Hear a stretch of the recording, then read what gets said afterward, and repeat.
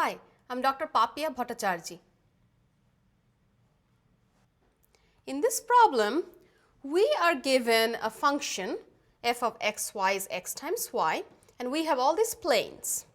We have to find the volume of the solid region that's bounded by the function and the planes.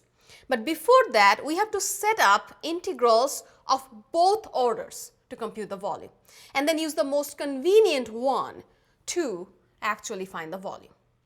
Now, if you want to have an idea of what this solid region will look like, notice that it is going to be a little bit difficult to graph x times y, that function. But if you look at the planes, you will have some idea. Look, the z equals 0, y equals 0, and x equals 0. That is telling you that the solid region will be in the first octant. So you at least have that. And then y equals 5 is just a plane through y equals 5 parallel to the xz plane.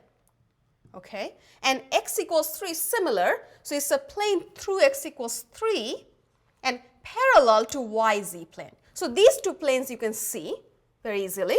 And then imagine that this function xy is like a sheet on top of these planes. So they're intersecting them and they're passing through, that is passing through origin. So you get some kind of an idea of what the solid will be in the first octant. Now, what we need to compute volume is to understand the trace of that solid in the xy plane. Okay, so we will try to understand that region. We will graph it in the 2 dimension and then write down what the integral setup will be.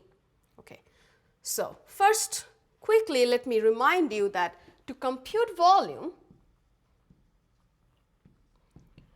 the formula is it's a double integral over a region R, and that's the xy region.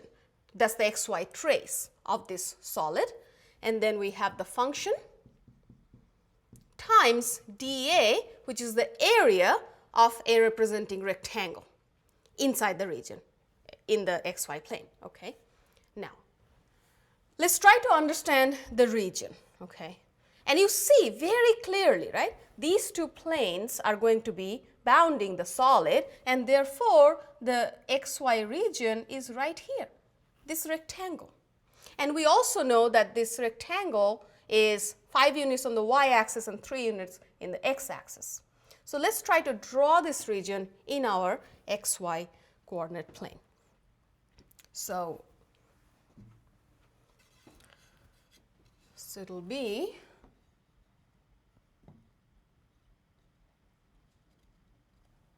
about 5 units in y and 3 units in x.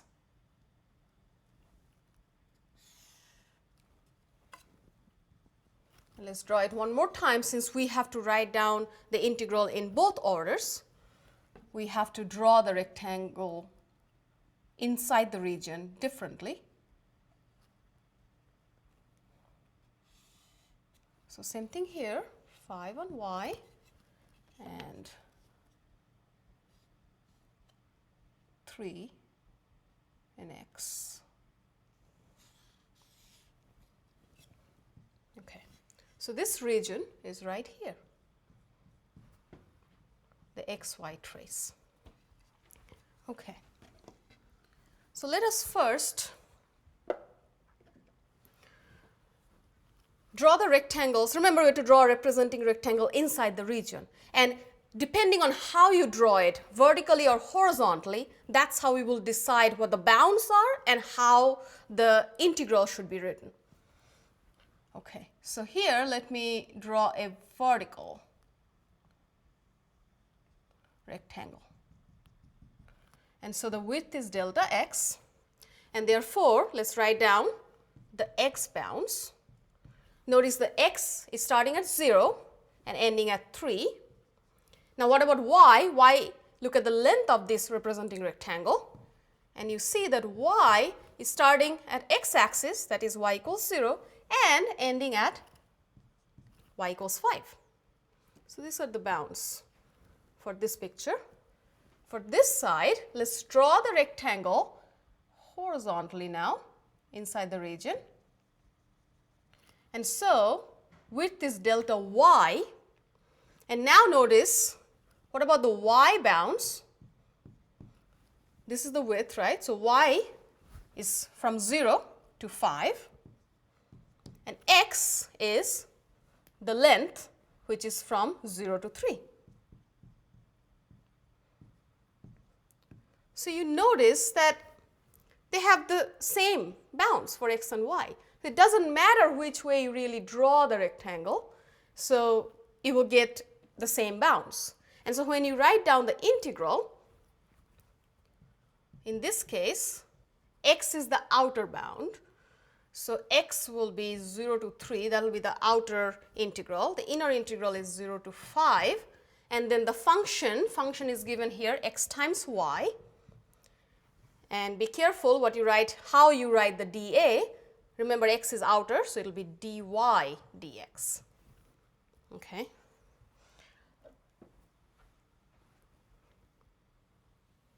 And for the second picture, volume is,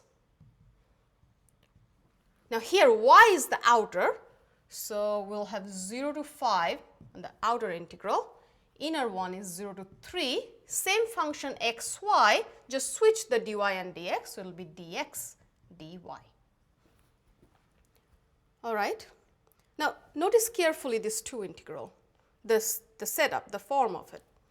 They look very similar, right? It's just the bounds are being switched.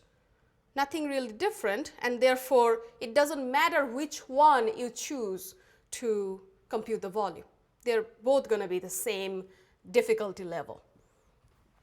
So let me choose, say, the first one.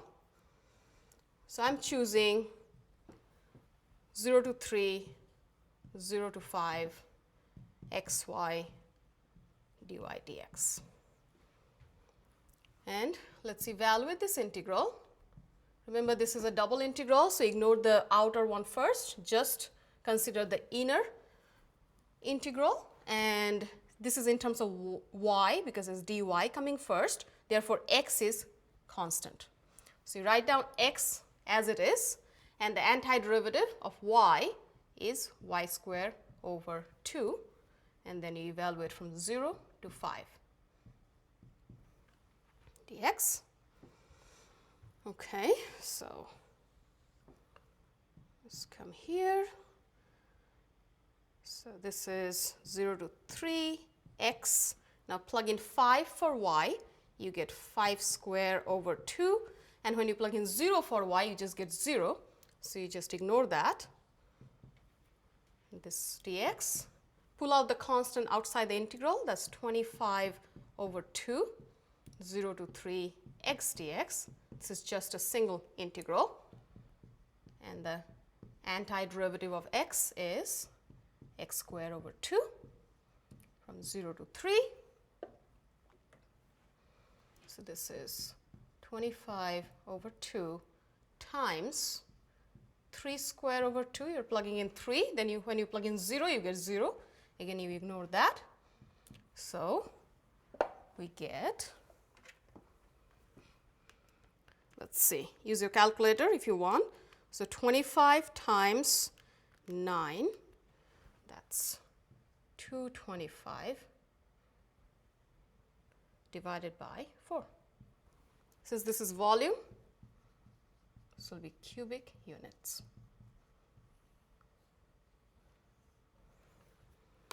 That completes the problem. Thank you.